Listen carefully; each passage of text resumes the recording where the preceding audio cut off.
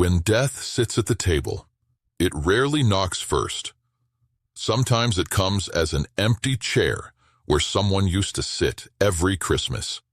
Sometimes it's a hospital bracelet hidden under a sleeve, a diagnosis nobody knows how to name out loud. Sometimes it's the silent tension in the room because everyone is thinking the same thing and nobody dares to say it.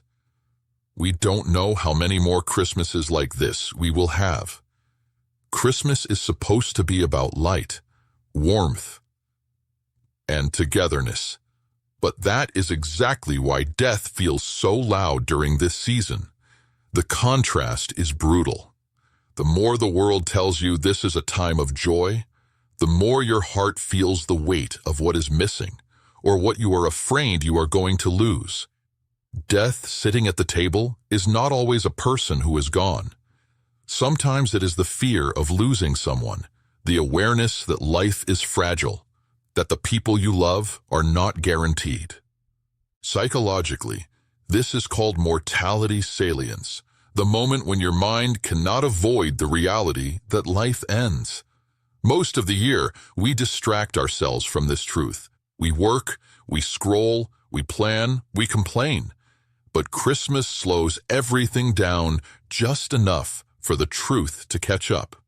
You sit at the table, you look around, and your mind whispers, "Things will not always be like this." That whisper can change you, for better or for worse. Some people react to this awareness with denial. They avoid any mention of illness, age, or loss. They keep conversations shallow, rush through the meal, or hide behind jokes and small talk. If someone mentions the person who died, they quickly change the subject or say, "Let's not talk about sad things now, it's Christmas." They mean well, but the result is emotional suffocation. Everyone feels the absence, but nobody is allowed to name it. The chair is empty, and silence becomes heavier than grief. Others react with control. The fear of death or of losing someone makes them cling harder. They become rigid about traditions, angry if something is different, upset if someone arrives late or looks at their phone. Underneath the anger is terror. What if this is our last Christmas together and nobody is appreciating it? They do not say that out loud. It comes out as criticism, pressure, and conflict. The evening becomes a battlefield instead of a refuge, and afterward, everybody goes home exhausted, not closer. And then there are those living in anticipatory grief. Maybe someone at the table is sick. Maybe a parent is aging quickly. Maybe a partner seems emotionally gone, and the relationship feels like it is slipping away. In anticipatory grief, the mind starts mourning before the loss happens. You look at the person, and part of you already sees their absence.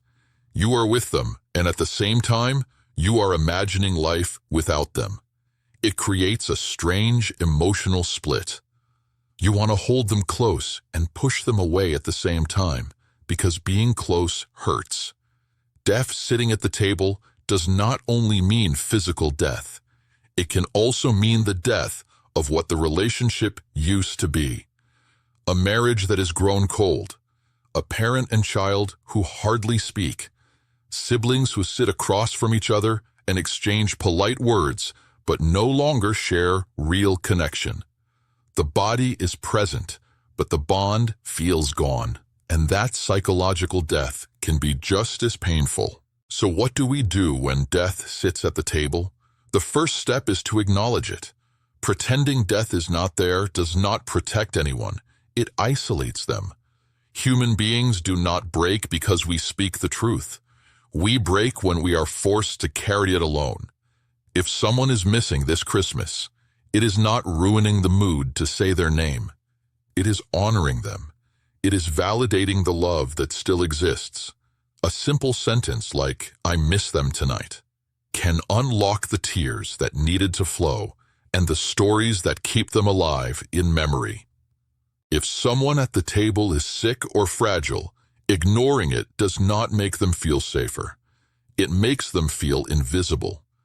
Many people who are facing illness feel they have to comfort everyone else by pretending they are fine.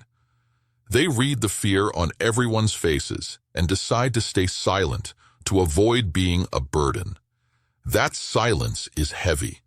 Offering them a chance to speak, if they want to, is a gift. You do not have to make big speeches. You can simply say, "How are you really feeling?" You don't have to be strong for us. That sentence is not weakness.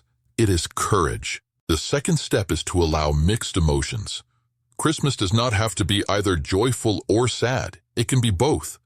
You are allowed to laugh and cry in the same evening. You are allowed to tell funny stories about the person who died, and then feel your throat tighten as you realize they are not there to laugh with you. You are allowed to feel grateful for who is present and devastated about who is absent. Our problem is not the emotions themselves. Our problem is the belief that only one emotion is acceptable. When we accept that the heart can hold love and pain at the same time, the evening becomes more real, less fragile. The third step is to use the presence of death as a mirror, not as a prison. When you are confronted with the idea that you could lose someone, or that your time with them is limited, you have two choices. You can shut down emotionally to protect yourself, or you can open up more. You can let death make you bitter, or you can let it make you honest. Death sitting at the table is a teacher, not just a threat. It asks you questions. If you knew for sure this was the last Christmas together, what would you say? What would you stop pretending? What would you forgive? What would you finally express? Most people do not regret loving too much. They regret waiting too long. They regret holding back apologies, affection, or vulnerable words because they were afraid of rejection, pride, or awkwardness. Death takes away the chance to fix certain things, but while life is still in the room, there is time. Time to say, "I was wrong and I'm sorry." Time to say, "I'm still hurt, but I want us to heal." Time to say, "You matter more to me than this argument." Signed. Time to say, "I'm scared of losing you, and that's why I react the way I do." These conversations do not need to be perfect. They just need to be real. Grief around Christmas also shows us something important about love. It is not logical, but it is loyal. The fact that you hurt means that bond is still alive inside you. When death sits at the table, your pain is proof that the person mattered, that the relationship mattered, that your heart is capable of deep connection. Many people try to numb this pain with distraction, alcohol, or emotional distance. But numbness does not heal. It just delays. Healing begins when you allow yourself to feel what you wish you did not have to feel. There is also another side, fear of your own death. Perhaps as you watch younger people at the table, you realize that you're moving slowly into a different phase of life.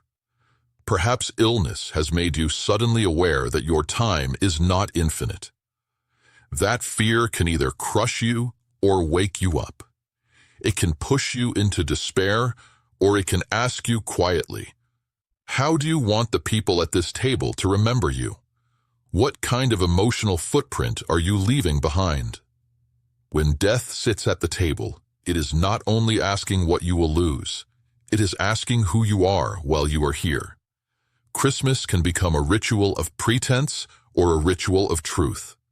You can choose perfectly decorated plates, enforced smiles, and conversations that never touch anything real. Or you can choose imperfect honesty, where laughter and tears move in and out of the room like the light of the candles on the table. One version looks good on the outside, the other heals you from the inside. If there is an empty chair this year, honor it. Tell a story, say their name, light a candle for them, and allow silence for a moment, not as a punishment, but as gratitude for the years you shared. If you are afraid of losing someone who is still here, stop negotiating only inside your head. Show it in your behavior, not your panic. Be kinder. Be more patient. Stop postponing meaningful conversations.